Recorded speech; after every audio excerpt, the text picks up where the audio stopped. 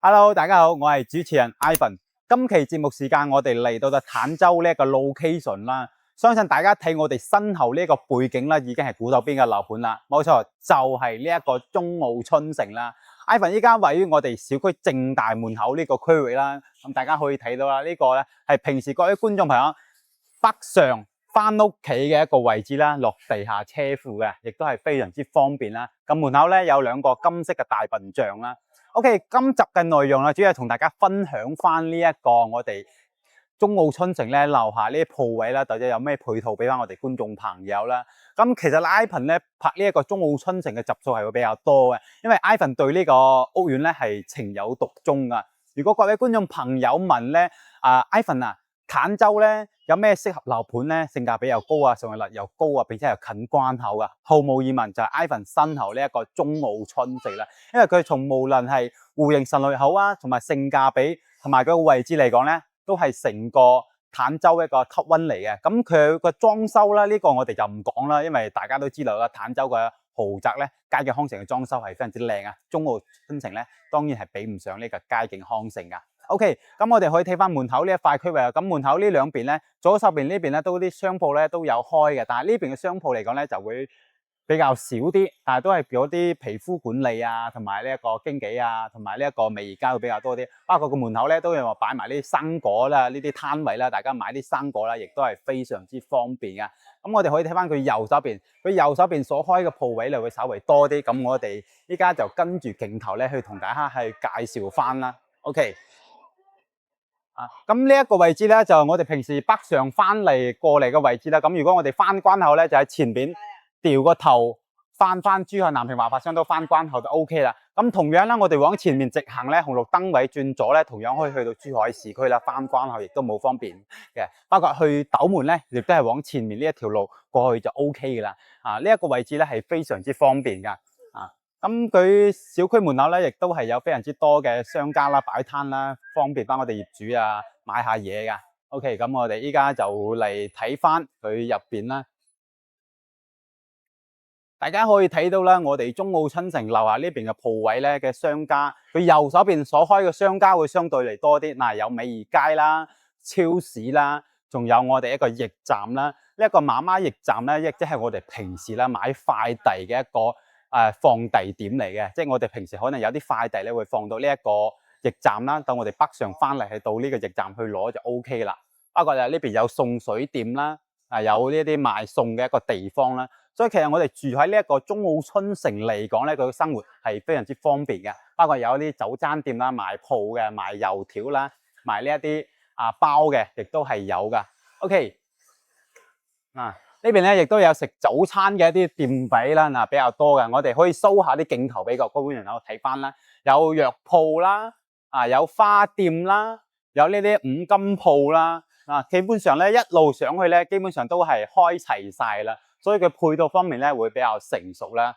有呢一個海王星辰嘅一個藥鋪啦，仲有呢一個錢大媽啦，賣隔夜肉，所以我哋平時咧買啲簡餐啊，買啲簡單嘅餸啊，雞啊、鴨啊、生菜啊，喺呢啲錢大媽就可以解決到啦。就我哋就唔係話再去都太遠去大型嘅市場去買啦。當然啦，大家如果想更加多品種去選擇咧，會去翻啲市場會更加之好啦。呢啲鋪位基本上都全部開齊晒啦，仲有呢一個燒臘鋪啦。咁食燒臘嘅觀眾朋友咧，可以嚟呢度買下。呢度咧有間超市，咁其實我哋一路行過嚟咧，已經係睇到有3、4間超市咁多噶啦。OK， 咁我哋一路上去再同大家介紹翻。咁其實咧，我哋中澳春城咧對面咧，其實都係一啲建材嘅公司啦，賣啲裝修服飾。對面呢一座山咧就係鵝槽山森林公園嚟啦。咁依家嚟講咧係未有改建，係俾到我哋業主去爬山嘅。咁日後咧，相信嗰個配套方面咧，亦會越嚟越完善嘅。OK， 咁我哋一路行上去。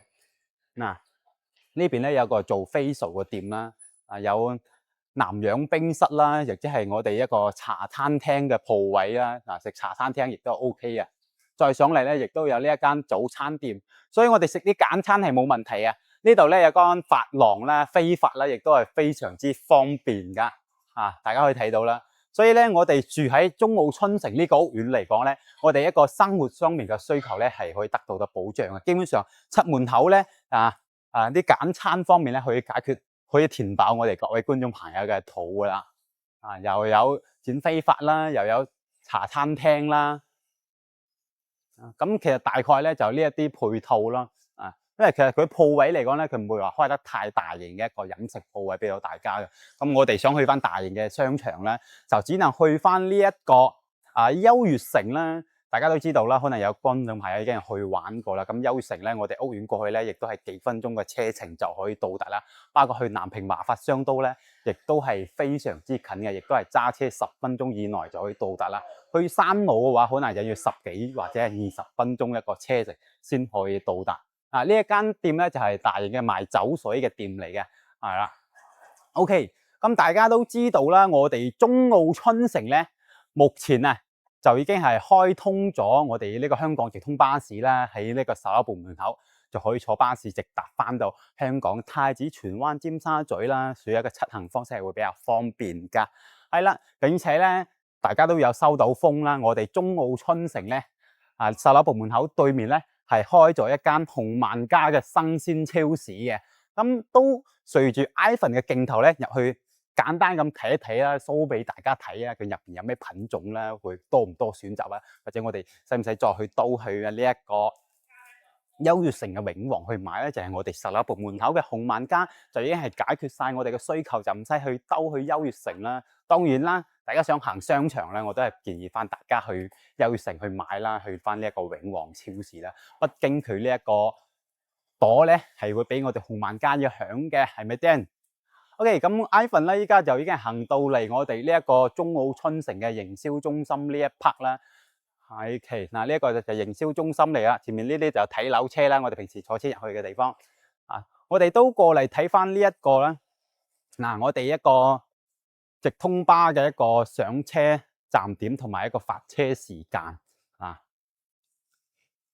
一日咧一共有4班車嘅中澳春城到香港嘅時間9點10分、11點25分、3點嘅55分同埋下晝嘅6點20分尖沙咀有2班過嚟中澳並且大家咧可以關注翻呢一個廣通巴士嘅一個微信公眾號去 book 飛就 OK 嘅啦。好，我哋依家就隨住鏡頭過去隔離呢一個紅萬家超市，同大家入去介紹一下。好啦，各位觀眾朋友 ，iPhone 啦，依家就嚟到咗我哋紅萬家超市樓下啦，亦都係門口呢一個位置啦。我哋依家就事不宜遲啦，入去同大家去睇下佢個超市個規模到底係點樣嘅。呢邊係入口啦，咁入口呢邊咧會有呢一個買菜嘅籃啦，就比較方便啲。咁我哋入去睇翻其實佢呢個規模咧唔算話好大嘅。佢右邊咧就賣呢啲生果區啦，呢邊嘅生果區。咁佢呢邊個銀碼咧亦都唔話算好貴啦。我哋可以睇下一啲鏡頭可以 show 俾大家睇翻嘅。咁呢個價錢都係9蚊10零蚊一斤咁其實唔係話好大嘅，基本上咧就一眼睇晒入到嚟。咁佢呢度咧，佢有啲節假日咧，好似話啲母親節咧都會有做活動啦，大家可以睇到呢啲宣傳單張佢有做活動咧，佢嘅價錢咧亦都會平啲。OK， 基本上咧就轉一圈，基本上就冇咗啦。我哋簡單去兜一兜就 OK 啦。呢啲太大嘅唔係話好大嘅一個生鮮超市。所以大家想去大型嘅生鮮超市咧，可以去翻我哋永旺啦，亦都係 OK 嘅，係啦。咁我哋可以過嚟呢邊睇睇呢啲蛋咧，13蚊9一盒呢啲就貴啲，大型啲就20蚊一盒，係啲菜嘅品種啦，我哋可以睇翻佢呢邊蒜苗啦、芹菜啦，佢嘅價錢咧亦都唔係好算好貴都係700蚊或者係3、4蚊嘅一個幅度啦。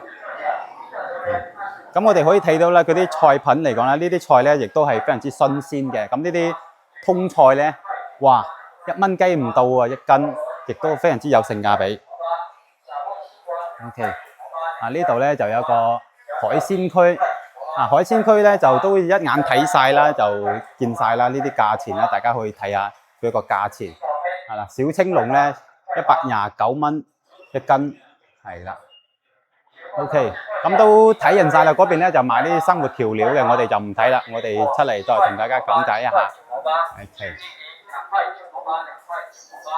好啦，呢一個紅萬家超市咧就簡單帶大家觀眾朋友睇完啦，就單眼佬睇老婆一眼睇晒啦，冇咩太大嘅介紹啦。佢唔似話大型嘅商場啦，好似呢一個華人萬家啦，或者係我哋呢個永旺超市咁大啦，但係佢起碼有呢一個配套咧，會方便翻我哋業主買餸啊，買啲生果係非常之唔錯嘅。基本上我哋唔使話下下去呢一個優越城或者係市場啊，簡單買啲餸煮飯咧，亦都係完全冇問題嘅。